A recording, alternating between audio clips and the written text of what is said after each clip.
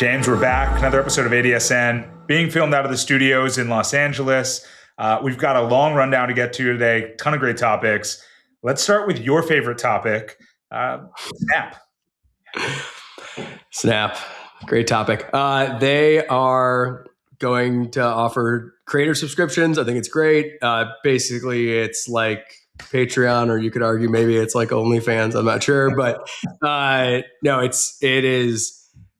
is a great idea. It's inevitable. I read a really good article about how creators like love Snap because it's so low pressure, right? They just take all these simple pictures. So like for them to monetize that in other ways makes so much sense.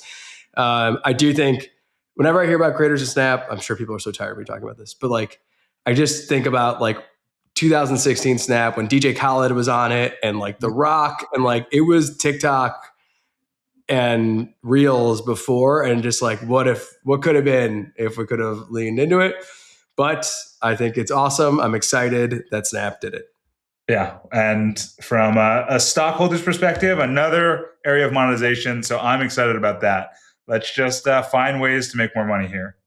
Yes. So another group that is probably less focused on monetization, although some would argue maybe not, the Vatican.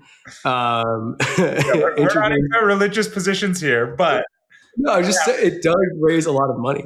But the Vatican introduced an AI assistant live translation service. I thought this one was just so interesting that like, well, first of all, like every business or every organization is now adopting AI, including the Vatican. And then I do think this should be like a wake-up call for maybe big corporations that are scared to adopt AI, that if the Vatican can go ahead and let their consumers and their kind of their group members use it, then maybe procurement teams should be more willing to let everyone else use it. I don't know. Yeah, I was laughing reading this because it's basically the oldest business on earth has adopted AI and is just embracing it. And yeah, I think anybody in an organization that's pushing back, I think send them this article and say, hey, the Pope did it. If it's good enough for him, it's good enough for us. He's a Chicago guy, which is great. Kind of on the other side of the coin is there's this great video with Elon Musk in which he talks about like space being the only place left to power AI. I thought it was just so interesting. He basically goes in to talk about how there's just like not like physically enough space like on Earth to build out these data centers, and that you have access to solar energy and cooling and all this stuff that like space is like natural for, and also just like how much land it is there. But I thought it's just crazy to me to think that like A, people are talking about this, but then B, when it comes to like monetization and ads, the need to generate this much compute and this much in terms of just cost, like it's not going anywhere. And it may just be because all of us are sitting here playing on these. It may just be you're sitting on Grok, or I mean, who knows like what the thing is going to be. But the fact that like we're saying this with, again, like a straight face is pretty insane to me. Well, I think that two things for me is one, like we talked about it the last few weeks, but all of these tech companies just going to do energy deals, right? They're pouring capital into multi-year energy deals with power plants and energy providers. And it's because of this. I mean, everyone kind of laughs like, oh, Facebook did a deal with a nuclear plant. Well, it's like, yeah, because there's a finite amount of energy. And if you're going to continue to grow, you need access to energy the same way you need access to GPUs and chips. The other thing, though, that with this video and Elon Musk talking so much about this is that everyone's worried about the physics of it, saying like, how could you possibly get the energy back down to Earth, like poking holes? And I agree, but I don't know. Everyone did the same thing when they're like, how the heck are you going to land a rocket? That's impossible. How are you going to build this thing for like the cost you say? And he did it. So I bet money that he's going to figure this one out. This one's beyond my pay grade, but I do again just think it's sort of funny to think how much infrastructure is going to effectively consumer experiences. Like we're going to start building things in space for obviously tons of different reasons, right? There's going to be B2B use cases and government and healthcare and all this stuff. But like Meta is not planning for like a, at least near term, like healthcare based, business. Yeah. So like it is funny. It's going to come down to just like consumers being on some form of screen. Yeah. Which is a nice segue to this Google news. This is a good tweet or post from Barely AI. But it says, interesting reveal from Google's latest earnings call. Gemini has gotten so good at understanding intent, so AI mode and AI overview, that Google can deliver ads on longer, more complex searches that are previously challenging to monetize. And it goes on to say that Gen AI has expanded search ad pie for Google. And I think this one is pretty fascinating. If you just think of, just whether it's Google or ChatGPT, the idea that it can have all this context, right? And it can keep going through there and have like all of these opportunities for monetization makes you think that like these are going to become incredible ad businesses. Yeah. And the other part of that highlighted quote is that Gemini models also have significant impact on query understanding in non-English languages, expanding opportunities for businesses to scale globally. And so you're talking about now like their core business and the edges of the core business. So better monetizing the edges. And then you're talking about like a non-English language expanding where it's still like fertile ground. So now you're talking about two fronts that Gemini is opening up for Google that have just been left under monetized and potentially, like you could argue, unmonetized, which is amazing to think about for a company like Google. Yeah. Yeah. It's the whole thing to me is just, it's so, now it's like my behavior still is very ChatGPT oriented, but like, you just can see every time you go to Google that more and more AI overviews there. Like Google has just such an amazing market position for all this stuff. And, I think it's just, I'm excited for ChatGPT maybe to kind of do it in a different way, but it's going to get very competitive and there's going to be a lot more ads, which is kind of the next thing we wanted to talk about was about Amazon, but just kind of a quick aside is, I was thinking about this yesterday. I called like Ring, my security system. I had like some issue, and it had this like amazing AI like person I was talking to, and like she was like great, and I talked to her for like 10 minutes at some point, and then eventually I was like, I need to talk to a real person, but I was like, it was really nice talking with you. Like it was so crazy that this was happening. And she was the warm up act. Oh, totally. But it was like it again, like having as an example, like Google providing those services to small businesses that are on Google search, right? You think about like all that context that now is carried forward. It's an amazing amount of information that can be monetized in different ways. Well, yeah. On that point about like the data that can be monetized, and now Ring has a ton of your data since you talked to this woman for 10 minutes. Yeah. I mean, I literally was just like trying to get her to respond. Like I was like, "What are you going to say?" But I think you were talking about this, but this tweet from Tene, who's a partner at Wing VC, he said, Amazon says their AI chatbot Rufus was used by 300 million customers and drove $12 billion in incremental annualized sales in 2025. I mean, that's incredible when you think about it. Like this shopping chatbot used by, it's almost as big as Snap if we're going back to that. I mean, that's almost as many people as use Snap and on a monthly basis, and $12 billion of sales because they can better find the products they want and talk to this thing and get the information they need. First of all, Snap has like almost 1 billion MAU, so it's not like not MAU. I'm talking, yeah, just be respectful of our little stock. But I do think it is, it's just like the rich get richer. Mm-hmm. Like Amazon has this amazing shopping assistant inside there, and I use Rufus all the time now. I've talked about this on the podcast. It is great, and I totally, I 100% believe that it is driving real incremental sales. And I'm curious.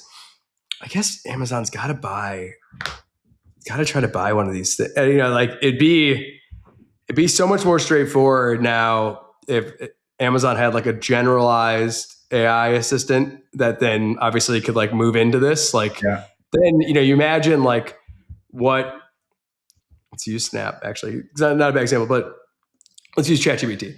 Like imagine what like ChatGPT plus Amazon would look like. I mean, it would be one of the greatest businesses ever exist. Obviously, it's not going to happen, but I think Rufus shows that like they're playing for real. Yeah, I mean, with the Rufus thing, like Amazon has shown a history of starting with their retail empire and then expanding out. Right? You think about the Prime Video; it started with Amazon Prime Video, and then now they have every publisher on there. They did ads. They started in their own environment, and now they expand out. I wouldn't be surprised if one day they, started with Rufus, and now they have a generalized chat that expands out and touches other things. I mean, it's kind of been their playbook everywhere else. Yeah, I mean, man, I don't know, who knows. One thing I was thinking about, and this kind of leads to this next post here from Sean McGuire, who's a partner at Sequoia. But he talks about how like stablecoins were always the natural payment medium for AI agents. And he talks about like there's this crazy new basically experiment, like they're calling like Web 4.0, but an engineer basically put together something where the AIs were completely sovereign. So they were reading and writing without any humans. They're basically just told to be able to generate enough money to subsidize their compute. I actually think they started going on like Polymarket and stuff like that, or Kalshi. But it's interesting to think about if that's the case, and these agents start buying things, are they going to go to Rufus to try to buy stuff? I mean, it's the end of it is so unclear. But I just like this one because it kind of talks about the stablecoin thing that I talk about every week and how like it's so inevitable. I don't know. You got any thoughts? Yeah, man, this one gets a little weird for me because they get into like an autonomous web, and that kind of is beyond me. Of like, okay, so there's this it's like Molt Book, but on steroids. It's just this dark web that agents are interacting with, and we have nothing to do with it. It sounds like a bizarre state, but I don't know. Give them stable coins and let's see what happens. Yeah, I like that. There's this post that the guy who invented this put out there, which is the product market fit for the next decade is building the infrastructure that AI agents want. The machine economy will exceed the human economy. The human SaaS market serves 8 billion people with finite attention. The machine economy will serve billions of agents. I mean, it's wild, but I think he's probably right. And we'll ask our guest, Bryan Kim, partner at Andreessen Horowitz, who's going to be on a little bit about this. Let's get back to the real world, though. I think you had updates on the real world. I think this one, I want to hear from Bryan and hear what's going on. But you had 2 updates, I believe. The real world? Real world, we had 2 big news items. Taking this out of our friends at PTI on the move. But one is that Charles Porch is leaving Meta after 15 years to join OpenAI as VP of Global Creative Partnerships. This definitely signifies that the ads playbook is about to get very real there. They are going to run the Creative API partnership program. They will have a full stack of tools out there. There's no doubt in my mind that Fiji and them have a plan here that looks a lot like a lot of playbooks that we've seen before. And so I'm excited to see what happens out of it. Again, I think if anything, it just showed just how serious they are about monetizing being ads. And then the other on the move news is a friend of ours, former Snap, former guest on the pod, probably one of the nicest people I've ever met in ads. He's been just like just a great guy over the years. Patrick Harris is joining Roku to run the ads business there. I think the most interesting thing about that, aside from Patrick just being awesome and he's going to crush it, is he does come from such a walled garden mentality. Like he knows, I mean, we all kind of just like, we all operate in a pretty similar little playbook.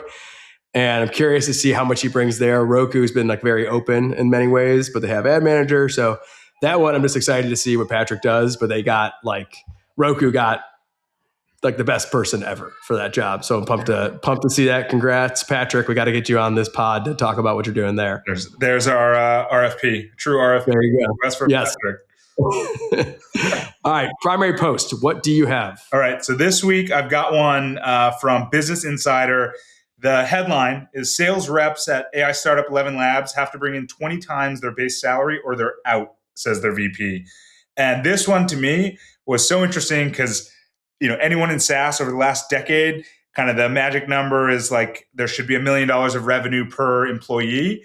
And this is like well beyond that. And so as we start to think about how AI creates leverage for companies and for people, and we're talking about $1 billion one-person startup. We talked about Base 44 a few weeks ago, like an $80 million one-person startup.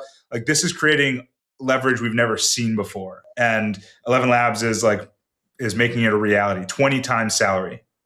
Yes, we will ask. Bryan Kim was on the board of 11 Labs in like 5 minutes. What he thinks about this. Yeah, dude, it's crazy. Yeah. It's amazing. Yes, it's remarkable. What's your primary post this week? Mine is from a clip of the team, the chief product and engineering officer at AppLovin, talking about how we aim to build the next generational social media platform. The platform will bring valuable organic traffic to AppLovin. So basically, AppLovin is thinking about building its own social network. I think this is fascinating for two reasons. One, that I've tweeted about, maybe a path to more least resistance just by Snap. Two, it'd be very helpful together. I don't know. You're going to facilitate some kind of acquisition one day. At some point, I know. Or they're going to like send me like a cease and desist. Stop talking about that. And then, but I think the other thing is that I've talked to you about this like offline. I have a thesis that like ad tech and marketing tech actually is going to be in the AI age what spurs the next consumer products. Mm-hmm. Because like if you're good enough to create like incredibly engaging ads and to target those ads, then like you actually are good enough to start creating AI experiences for consumers that are not ads. And so to take AppLovin, who has their model and it is so performant today, and to start to put that into a potentially like a relevance-based feed and to take their AI tools and give that to creators, I think that is really interesting. It's part of the reason why, again, I talked to Bryan Kim about this just a minute, that like I think ad tech, martech is more investable now than ever because it has like different use cases on it than just what it used to be. So that is my primary post, and I just think it's awesome that AppLovin's so like ambitious. So rooting for them. But yes, that's what we got. Let's go and see our guy, Bryan Kim, Andreessen Horowitz.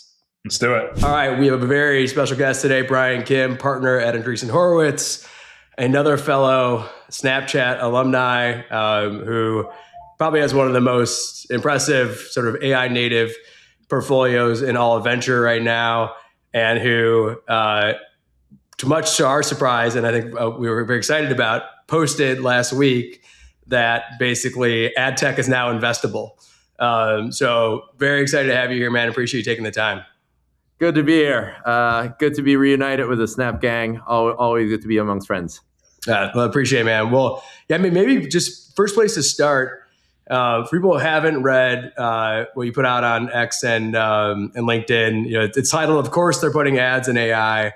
And you go into basically like all the different ads models that could come out of this. But I think maybe just sort of stepping back, like what has led to this space now being like investable for a fund the size of Andreessen Horowitz? I mean, you guys like have to hit gigantic grand slams and make it worthwhile. So like what's been sort of the step change in your mind about how this space is actually pretty interesting now?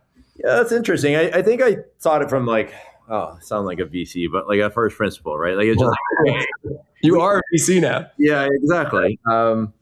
Somehow you never lose that operator's mindset. But you think about, we all like companies and products that is for the people. And if you think about that, I think there was a gap. In my mind, there was a gap of like, okay, like actually with the advent of bunch of AI productivity tools, we have seen a lot of people actually paying for these tools, and we like all rejoice. Like, this is phenomenal. It's amazing. And yes, it is. Creators, developers, everyone sort of buying Cursor, 11 Labs, all these by themselves. And I thought that was really cool. That's awesome. And then I started thinking about, okay, the sort of often quoted thing about the future is already here. It's just not evenly distributed.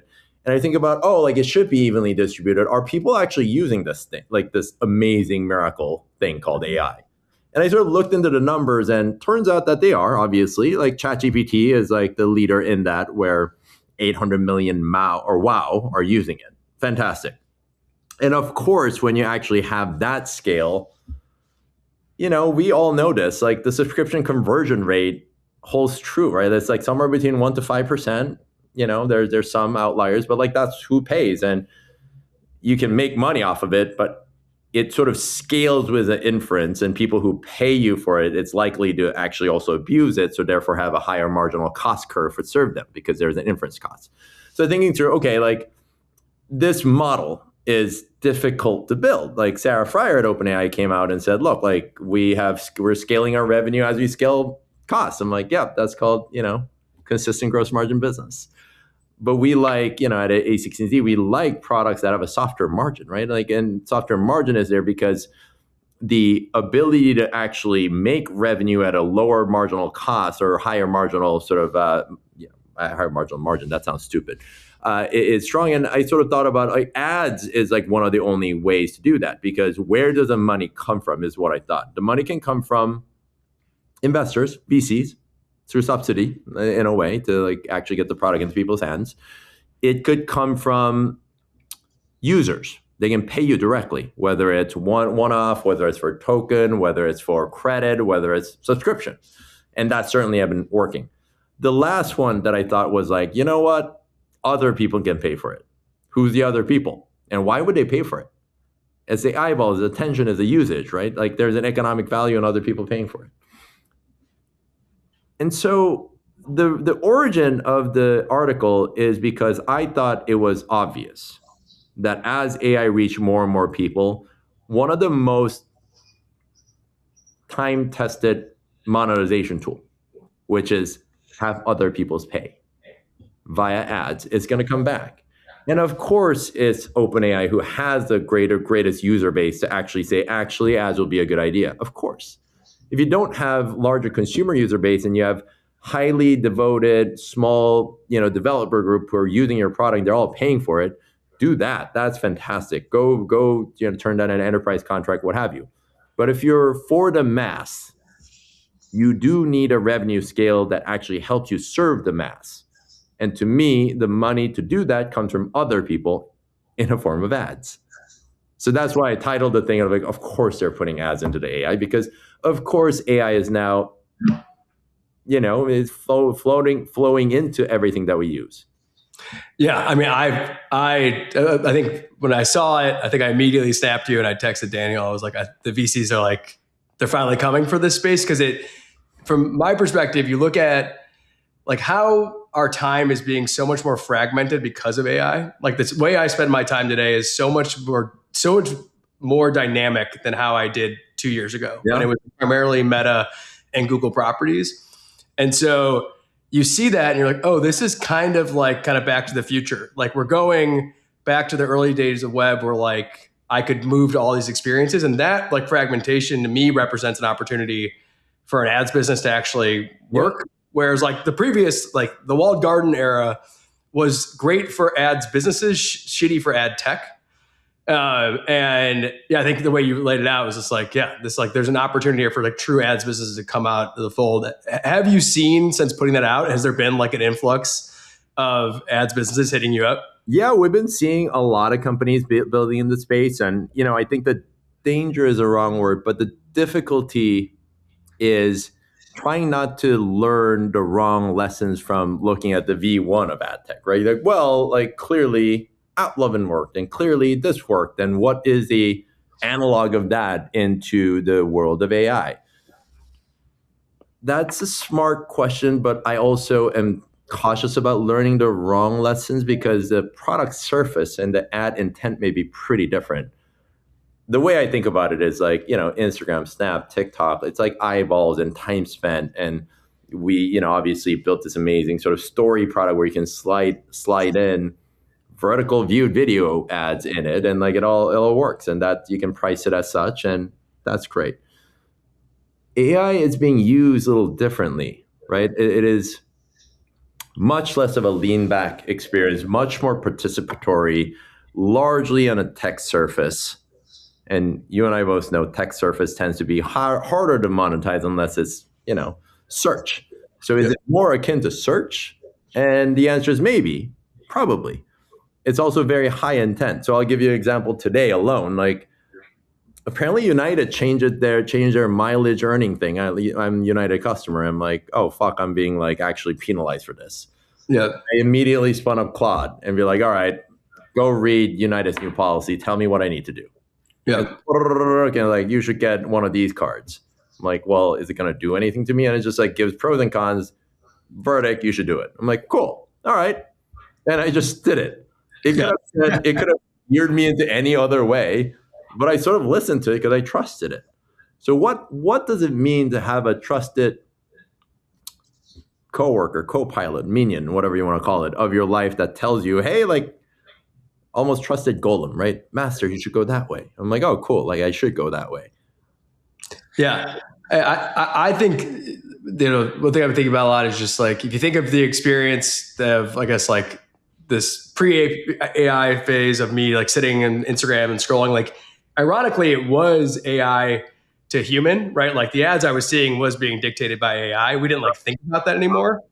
And now the idea that AI is going to have to get through my AI to get to me is really that's also interesting. So I actually had this full thing of like performance marketing. Okay, like how does that change it?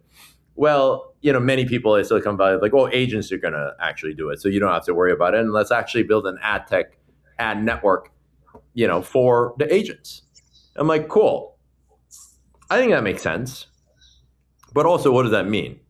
Agents are going to execute your desire and your sort of, latent, preference.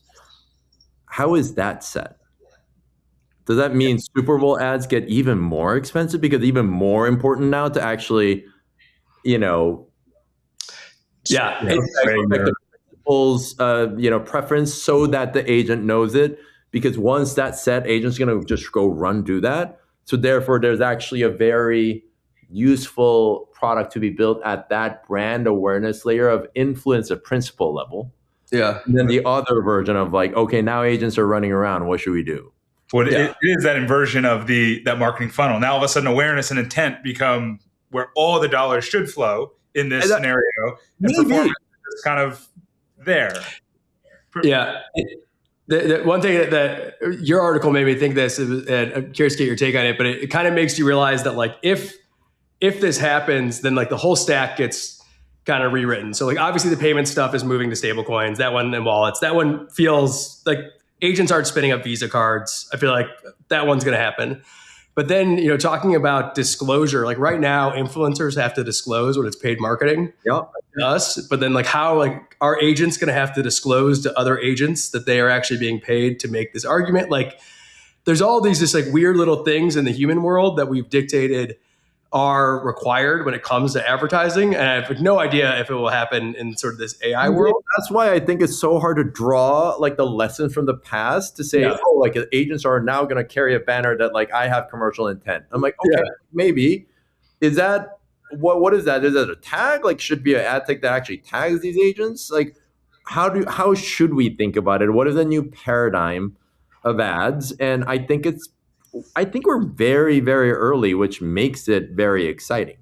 Yeah. I think one of the paradigm shifts. Like one day we'll have the AI Luma landscape again. And we'll have 4,000 logos. I'm like, okay, guys, like help me. I'll come to you and say, let's just talk about these 4,000 logos and like how should we think about it? Yeah. Well, that's the AI. But I think one of the paradigm shifts, like looking through your article, I mean, you talked about it, but you have a graph of the weekly actives by provider.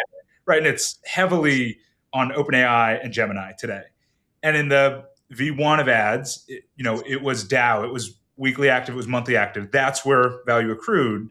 But in this new model, do you think that the weekly active number actually matters as much as it did previously? I think the weekly active number, one of the reasons why I put in weekly active is that I have this weird theory, and it might be wrong. It's not based on anything other than like this animal instinct of having seen a lot of consumer product at scale, and what scale you need to be able to do fairly generalized, to be a supply of a fairly generalized ad tech ecosystem. And I say fairly generalized because if you have 1 million DAO, but you're like an insurance seller, then like, yeah, that's extremely valuable. Good on you. That's good. What I mean is general population aggregate to your platform and you have X number of millions of people. And therefore that's a attention supply that you can monetize.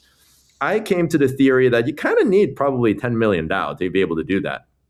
And the reason why I did that is where I got there is, I invested in a bunch of, consumer products like BeReal and et cetera, where I've seen the DAO level that you may need to be able to effectively monetize to, one, cover your costs, two, have a sort of an ad tech margin that is very attractive. And kind of need that. Then the second order question is, do we have a lot of AI native companies that have that amount of user base and sort of exposure? The answer is yes, but it's OpenAI and Google, as you said. And there's Character AI and there's some other, products that do have high usage. And those are the candidates for being able to monetize using using ads. Why? Because if you're smaller and you have more dedicated, more extreme fans that have a higher propensity to pay, you can not easily is a wrong word, but you can build a very strong business by converting them at a much higher rate and building a strong business. But if you have a generalized consumer platform and you want to deliver this magical AI and actually give it to the people, then you do kind of have to use the ads, in my mind, to build a very attractive margin business for the long term. And that's why I think, large platforms are now thinking about it to say, oh, like maybe we need this because that'll bend the cost curve and margin curve significantly. And when you're talking to companies now, to sort of maybe even like stepping away from like just the ads piece, but like, does it feel that is everyone getting like really serious about monetization in general? Like, are we past sort of like this is like wartime footing, access to capital, but like these are real businesses trying to build lasting like franchises? Like, where are we kind of in this little cycle? Yeah, I think if it pre-AI, let's call it a pre-ChatGPT moment. If the model of, look, build an awesome product, like a very highly crafted, amazing product, let everyone use it. And if you have enough people, one day you'll be able to monetize it. That was a sort of promise and that like worked, right? Eventually scaled platform like Discord, Reddit, Snap, Instagram, they all figured out a way to monetize at an amazing rate. So like sort of worked. I think the post ChatGPT moment, what happened was twofold. One is that turns out that the product, once you build it, isn't free to give it to users. Because if you use AI, it actually costs inference costs. So there's a real marginal cost to the business. So therefore, this whole idea around, I'm going to blow it up, and then at one point, we'll monetize it. In order to play that playbook, you need an incredible amount of capital because you do not know how much inference costs that users are going to like burn into. So then you have to think, okay, like if I actually need to get large, I actually do need to make money per user base. Like, how do I do that? Right? So then all these different pricing plan came together where, subscription and token or credit, top-ups, these all work. But I think, James, like the existence of inference costs as a marginal cost curve actually made people or founders be more open to monetizing early. And two, what had happened is, I don't know if you should air this, but look, like shit's magical. AI can do incredible things if you like point it in the right direction. And as we know of some people who use OpenClaw, et cetera, like a lot of them act like they've seen God. Yeah. Oh my God, we've seen the future.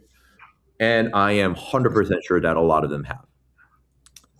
So wouldn't you want that? Wouldn't you want to pay, some portion of your Netflix fee to actually make yourself a better, worker, make yourself a better, more productive and what have you? And I think the willingness to pay, willingness to experiment, willingness to shill money out of pocket to actually use and try these magical products have never been higher. And I think it's that combination that led to one explosion in products that get to 100 million run rate in like a record time. And it's all consumers, it's all individuals.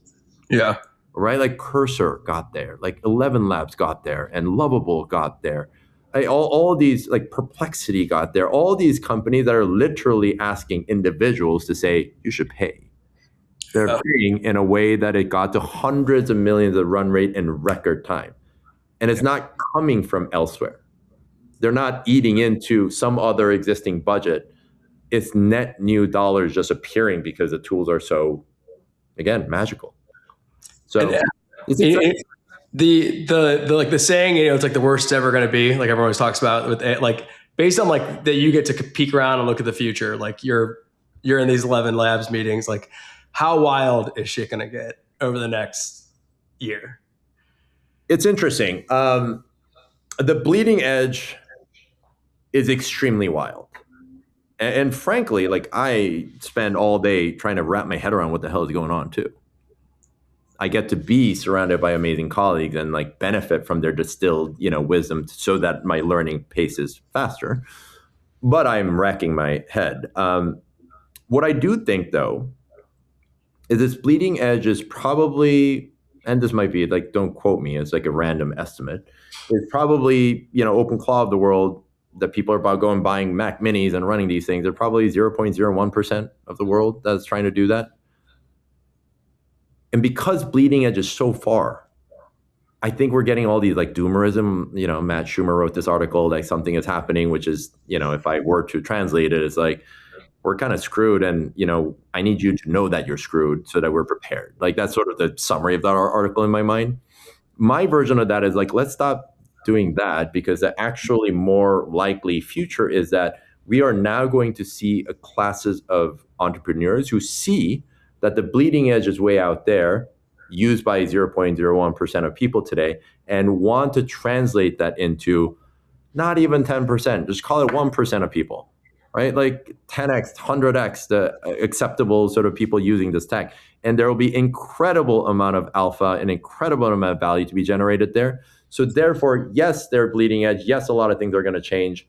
But I think we're going to see a lot of founders trying to bring that to general mass, or call it early-ish adopters. And I get very excited about that. And to your one-liner question of like, how crazy is shit going to get? I think it's going to be a very interesting time. That's a good. I agree, and I'd love to be a fly on the wall in those partner meetings. I'm sure you guys like see so much. Very lucky. I can't even imagine, man. Before we let you go, like outside of, I guess, 11 labs and like sort of the ad space, like what else are you looking at? Like what other kind of AI applications do you feel like are just things people should be thinking about?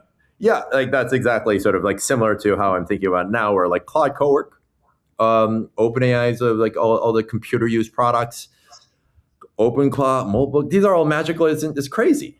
Yeah. It's incredible. I am incredibly excited about products that try to translate that a little bit just for the early-ish adopters. And I'm a strong believer that the bleeding edge will continue its march.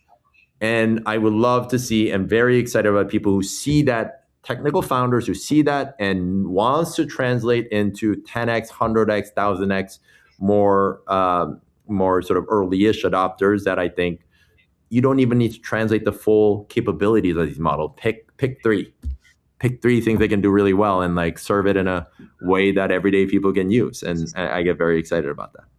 That's awesome, man. Last question. Do you believe is Moltbook, is that like form factor here to say? Like, is this like us observing agents communicate there? Is this like really a thing that's going to happen? Are we watching video games? Like, I think we are watching video games, right? Like a little bit, but it's a form of entertainment today. But I think two things that were really interesting is one, Moltbook, like the agent is tied to everyone, like one-to-one almost, given that sort of needs to be tied to an X account.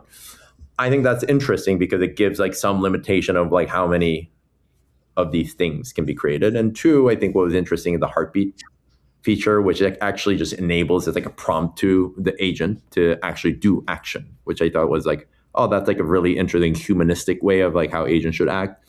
So I think what we're going to continue to see is continued injection of how humans interact into agents, and seeing them do that was bewilderment. Yeah. Crazy, man. Well, I appreciate you doing this. We will send you every interesting ads business that we see. And congrats on everything, man. Appreciate it. Thank you. Good to see you guys. All right. Take care, bud. Thank you.